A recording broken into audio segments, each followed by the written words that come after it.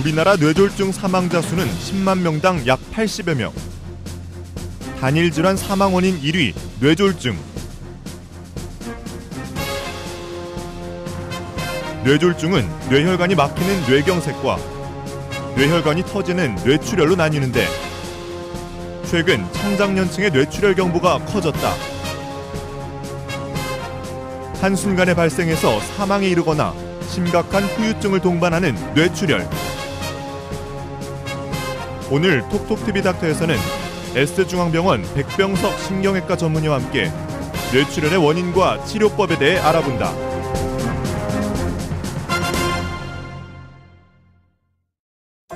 안녕하세요. 톡톡TV 닥터의 이민재입니다. 안녕하세요. 신세영입니다. 네, 제가 얼마 전에 신문 기사를 읽고 참 깜짝 놀란 게 있는데요. 무슨 기사 읽었는데요? 네, 우리나라 인구의 90% 이상이 이 두통을 경험하고 있다고 합니다.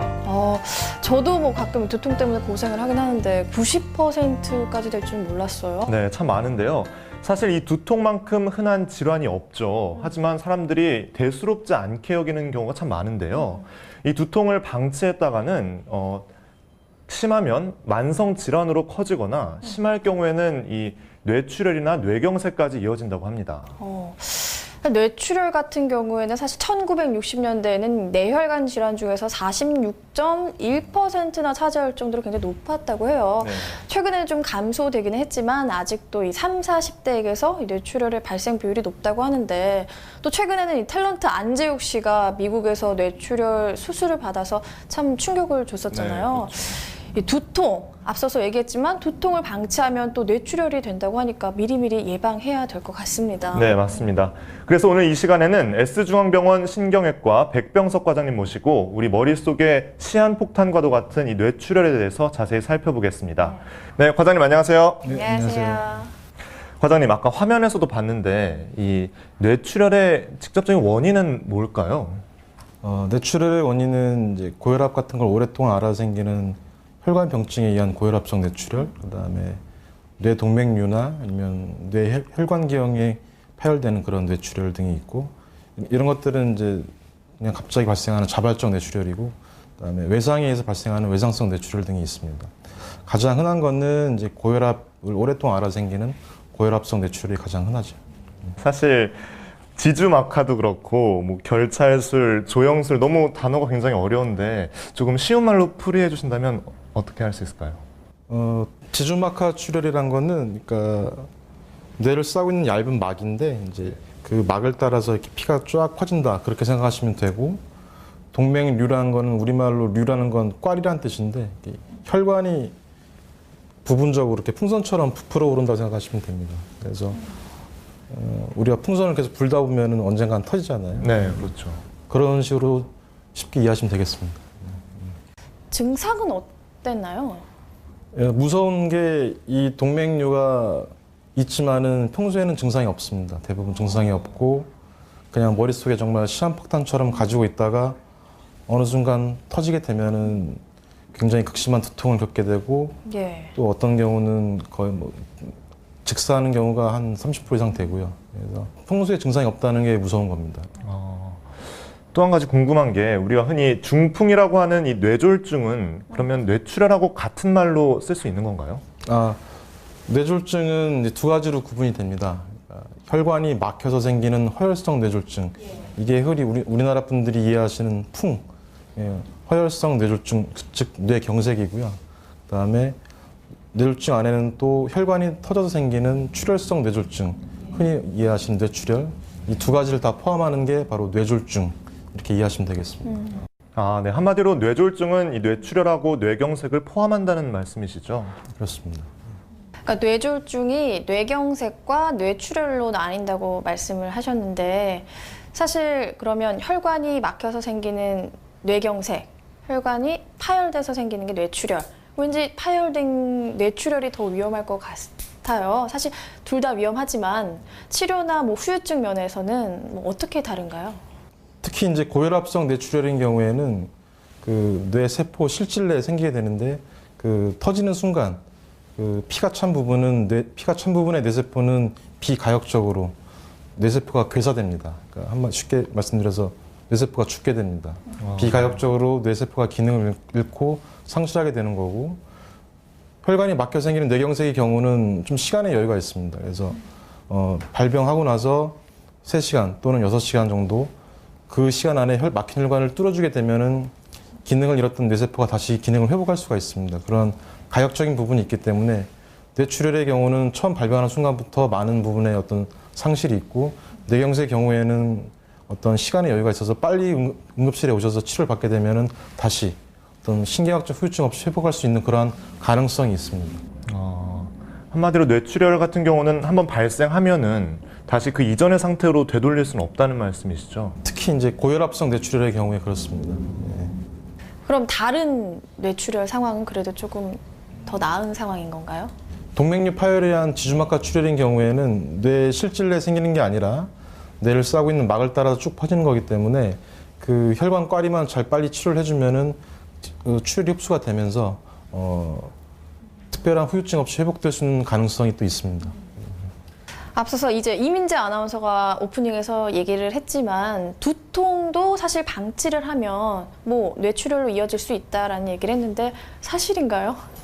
정확히 말씀을 드리면 두통의 원인은 저희가 이제 공부할 때 보면 책에 보면 한 100가지 이상 여러 가지 원인이 있기 때문에 이제 그 원인을 감별하는 게 중요하고요. 그러니까 이 두통이 다른 원인에서 오는 건지 정말로 지금 막 임박한 어떤 뇌혈관 질환에서 오는 건지 그걸 감별하는 게 중요하겠죠. 예.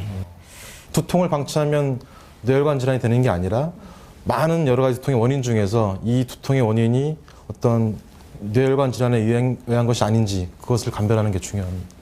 그렇죠. 두통이라고 해서 다 이제 뇌출혈로 이어지는 건 아닐 테지만 그러면은 일반 두통이랑 뇌출혈 두통이랑은 뭐 차이가 있나요? 일반 분들이 어떤 그걸 구별하기 어렵고요. 예. 그렇지만 뭐 단서가 될 수 있는 거는 지금까지 많이 두통을 겪어왔다. 흔히 자기가 지금까지 뭐 10몇 년간 겪는 두통이다. 이런 걸 한다면 뭐 큰 문제 되지 않겠지만은 평소에 두통이 없던 분이 갑자기 극심한 두통이 생겼다. 이런 경우에는 꼭 병원에 내원하셔서 검사를 꼭 받아보셔야 됩니다. 예. 최근에는 이 사진작가 보리 씨도 이 뇌출혈로 사망을 하고, 그리고 아까도 말씀드렸지만 안재욱 씨도 뇌출혈 이 수술을 받았다고 하거든요. 특히 요즘같이 최근에는 젊은 층에서도 이 뇌출혈 발생률이 높은 것 같은데 그 이유는 어디에 있다고 보십니까? 탤런트 안재욱 씨의 경우도 말씀드렸던 그 동맥류 파열에 의한 지주막하 뇌출혈로 진단을 받고 수술을 해서 지금 특별한 문제 없이 회복을 한 경우고요. 최근에 젊은 분들한테 뇌출혈이 증가한다고 이렇게 느끼지만 실제로 그런 게 아니라 예전에 의학이 발달하지 않고 그다음에 어떤 119 시스템 이런 것들이 발달하기 전에 오히려 진단조차 못 되고 사망하는 그런 케이스들이 많았기 때문에 최근에는 이제 그런 진단이 잘 되고 치료가 잘 되기 때문에 그 비율이 높아진 것처럼 느끼지만은 실제로 그 유병률이 증가한 것 같지는 않고 오히려 진단이 더 잘 되고 치료가 많이 되기 때문에 그렇게 느끼는 것 같습니다. 한마디로 진단율이 높아졌다는 말씀이시죠? 발병률이 높아졌다기보다는. 그렇습니다. 안재욱 씨도 그럼 참 다행인 거네요. 빨리 진단을 하신 것이. 그렇습니다. 예. 그리고 저희가 참 드라마를 요즘 보다 보면은 꼭 이런 장면 꼭 나옵니다. 사장님들이 왜 이렇게 뒷목 잡고 쓰러지시잖아요. 맞아요. 뇌출혈로 사망을 하는데 보통 어떤 그런 충격적인 일이 발생했을 때 그렇게 갑자기 뇌출혈로 사망하게 되나요? 충격적인 일 하나 때문에 뇌출혈이 발병하진 않고요. 그러니까 드라마에서 보는 장면은 좀 극적 효과를 위해서 좀 과장시킨 건데 몇십 년간 조절되지 않는 고혈압을 가지고 있다가 스트레스나 그런 충격적인 일로 해서 그게 트리거한다고 그러죠. 이렇게 툭 건드려서 뇌출혈이 생길 수 있겠지만은 아무런 위험 인자가 없고 전혀 잘 정상적인 생활을 하시던 분이 갑자기 충격을 받는다고 뇌출혈이 되거나 그러진 않습니다. 그러나 뇌동맥류의 경우에는 예외입니다. 그거는 평소에 증상이 없기 때문에.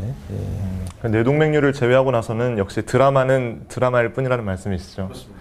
네, 또 하나 궁금한 게 저는 이 손을 따다가 뇌출혈이 발생할 수 있다라고도 저는 얼핏 들었거든요. 혹시 근거가 있는 이야기인가요? 손을 따는 행위는 의학적으로 전혀 근거가 없고요. 오히려 소독되지 않은 기구를 써서 감염의 위험성만 증가하겠죠. 그럼 본격적으로 이 뇌출혈을 어떻게 치료할 수 있는지 치료 방법에 대해서 알아봐야 될 것 같아요.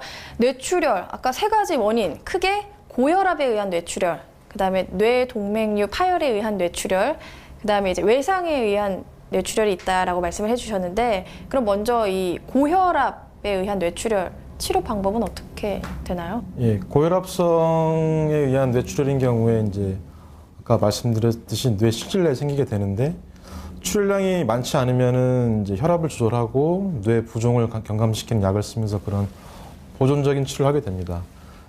그렇지만은 출혈량이 이제 상당히 많아서 뇌 부종이 심하게 되면은 그 피를 빼줘야 되기 때문에 머리를 열어서 개도 수술을 해서 피를 빼주는 혈종 제거 수술을 많이 하게 되고요. 요새 같은 경우에는 이제 그 내비게이션이라고 해서 예전처럼 이렇게 머리를 넓게 열지 않고 조그맣게 구멍을 뚫어서 3차원 내비게이션으로 해서 가느다란 관을 넣어서 피를 빼는 그런 이제 내비게이션 혈중 수술을 많이 하고 있죠. 네, 기술이 많이 좋아졌는데요. 그럼 두 번째로 이 뇌동맥류 파열에 의한 이 지주막하 출혈의 그 치료법이 어떤 게 있을까요? 일단은 지주막하 뇌출혈 동맥류 파열에 의한 가장 무서운 것은 이제 재출혈입니다. 환자분들이 어쨌든 간에 살아서 응급실 왔다는 얘기는 한번 동맥류가 터졌다가 정말 운이 좋게 거기에 이제 혈전 같은 게 달라붙어서 이제 파열된 부분이 막혀서 지금 출혈이 안 되고 있는 건데요. 이제 그대로 두면은 거의 뭐 2주 안에 재출혈을 하면서 재출혈을 하게 되면 그때는 지혈이 되지 않기 때문에 사망하게 됩니다. 그래서 재출혈을 막는 게 가장 첫 번째 목적이기 때문에 치료를 하는 방법은 두 가지가 있습니다. 머리를 열어서 그 동맥류를 찾아서 터진 부분을 찾아서 금속 우리 사무용품 중에 보면 클립이라고 있는데 그런 비슷한 모양으로 해서 그 혈관 꽈리를 묶어주는 결찰술을 하는 방법이 있고요. 그다음에 허벅지를 통해서 그 허벅지에 있는 펑펑 뛰는 대퇴동맥이나 동맥이 있는데 그 동맥을 통해서 가느다란 관을 올려가지고 쭉 머리 끝까지 올려서 그 혈관 꽈리 부분에 백금 코일을 채워 넣어서 그 터진 꽈리 부분을 막아주는 이제 코일 색전술 그 두 가지 방법이 있습니다. 그럼 뇌출혈 말고 뇌경색 치료 방법도 궁금해요. 어떻게 다른가요? 예, 뇌경색의 경우는 그 우리 좀 들어보셨을 텐데 골든 타임이라는 게 있습니다. 증상이 발병을 하고서 병원에 빨리 내원하시면 3시간 또는 6시간, 길게는 9시간까지 막힌 혈관을 다시 뚫어주게 되면 가역적으로 영구적인 신경학적 후유증을 막을 수가 있습니다. 그래서 처음 응급실에 내원하시게 되면 검사를 하고 막힌 혈관을 찾아서 처음에는 정맥을 통해서 혈전 용해제를 투여하게 되고 그 혈전 용해제를 통해서 잘 다시 재관류가 되면 그 다음부터는 이제 보존적인 치료로 가는 것이고, 정맥 내 혈전 용해제를 통해서도 재관류가 되지 않으면 역시 그 대퇴동맥을 통해서 그 혈관 조영술을 통해서 직접 그 막힌 동맥을 뚫어주는 그런 혈전 용해술을 하게 됩니다.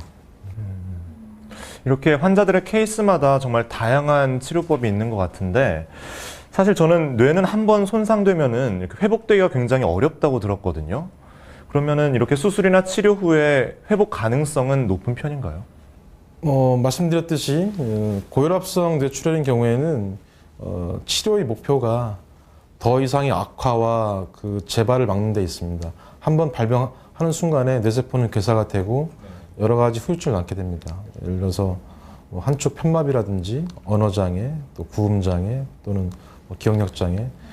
고혈압성 뇌출혈의 치료 목표는 그 후유증과 합병증을 최소화하는 거기 때문에 어떤 수술이나 치료에 따른 합병증을 이야기한다는 게 좀 어폐가 있고, 말씀드렸듯이 뇌경색의 경우에는 굉장히 그 다시 가역적인 부분이 있기 때문에 우리가 더 신경을 많이 쓰게 되죠.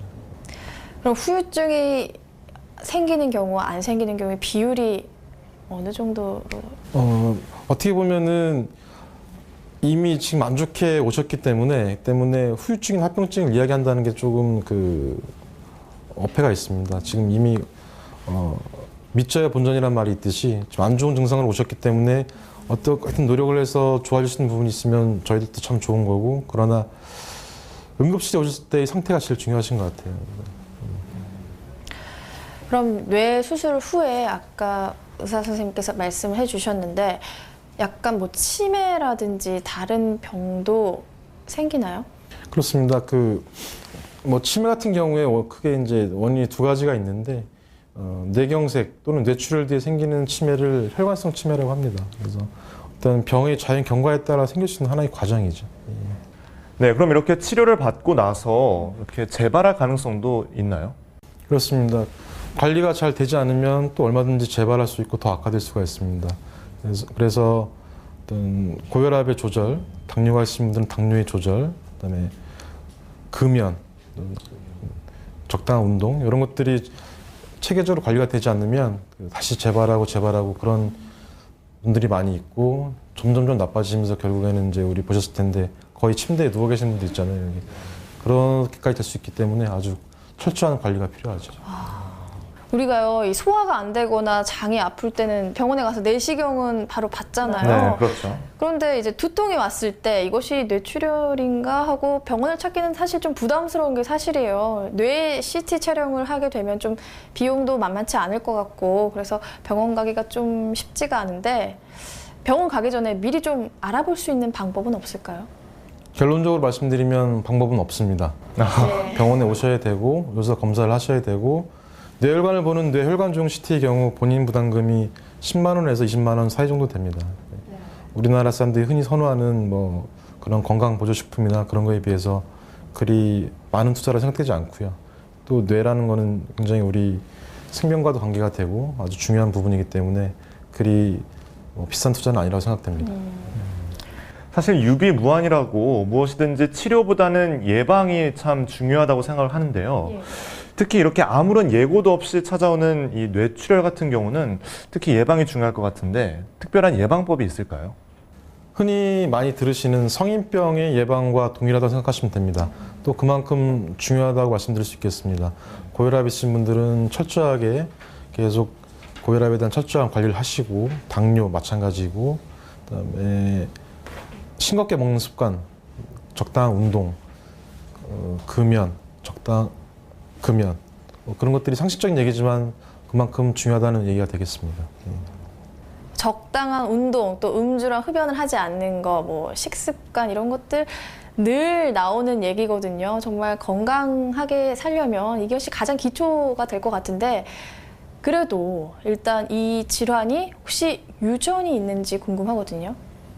동맥류 파열에 의한 지주막하 출혈의 경우에는 100%는 아니지만은 어느 정도 그 가족력이 유전적인 요인이 영향이 있다고 되어 있습니다. 그래서 가족분들 중에 어떤 동맥류 파열에 의한 지주막하 출혈이나 그런 경험하신 분들은 꼭 피가 섞인 형제 자매나 어떤 부모 형제 자매들은 꼭 뇌혈관 검사를 받아보시는 게 중요하다고 하겠습니다. 오늘 얘기를 듣고 보니까요, 이 뇌출혈, 뇌혈관 질환이 나한테서 먼 질병이 아니다라는 생각이 드는데요. 현재 지금 이제 뇌 질환을 앓고 계시거나 또 머리가 아프신 분들 있으실 것 같아요. 이분들에게 마지막으로 좀 당부의 말씀을 해주신다면요. 예, 진단 기계의 발전, 또 의학의 발전, 보편화된 의사들의 수준들로 인해서 현재는 꼭 서울의 유명 대학병원이나 큰 병원이 아니라 하더라도 뇌혈관 질환에 대해서 충분히 치료를 받고 잘 관리를 할 수가 있습니다. 그래서 과학적으로 검증되지 않는 그런 건강보조식품이나 여러 가지 그런 민간요법에 의존하지 마시고 정기적으로 어떤 병원을 찾아서 한 의사 선생님한테 꾸준히 치료를 받으면서 어떤 관리를 하시면은 아주 건강하게 지내실 수 있지 않을까 그렇게 생각을 합니다. 네. 결국 몸이 알려주는 이 메시지를 정확히 받아들이고 이렇게 적절한 치료를 받는 게 무엇보다 이 뇌 건강에 중요하다는 말씀 해주셨습니다. 네, 지금까지 S중앙병원 신경외과의 백병석 과장님 모시고 이 뇌혈관 질환에 대해서 자세히 살펴봤습니다. 과장님 말씀 고맙습니다. 고맙습니다. 네, 뇌의 사전적인 의미는 우리 두개골 사이에 보호되어 있고 이 중추신경의 대부분을 차지하면서 이 신경 집합체라고 불리는데요. 그만큼 우리 몸의 최상위에 위치해서 우리가 살아가는데 정말 꼭 필요한 존재라는 뜻이겠죠.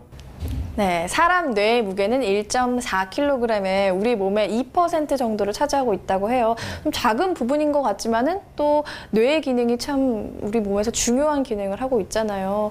오늘부터 뇌에 관심을 갖고 뇌 건강 찾아보시기 바랍니다. 방송을 보시다가요, 궁금한 사항이 있으면 아래 연락처로 연락해 주시면 됩니다. 저희는 다음 시간에 더 알찬 건강 정보로 찾아오겠습니다. 여러분, 안녕히 계세요.